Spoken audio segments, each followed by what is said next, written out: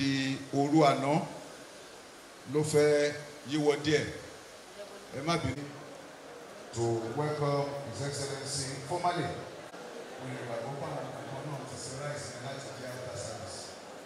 We also want to thank you for your regular support for the work of God in this church and opportunity of employment granted to our members. Thank you for regular.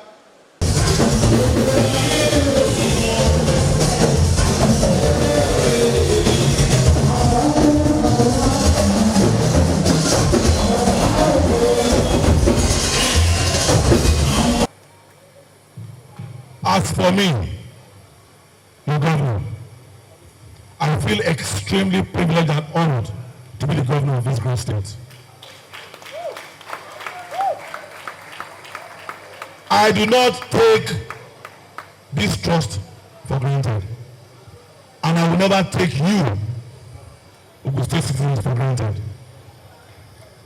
Every day when I wake up, I thank the Almighty God for making me a testimony to the fact that indeed with Him, nothing shall be impossible. Say with me, with Him, nothing shall be impossible. And I say to someone today, the Almighty God that made me the Abiodun governor will make you a testimony for all the things that you desire in Jesus' mighty name. I pledge this morning before God and all of you that I will continue to use this office to glorify God and serve the good people of Ogun State.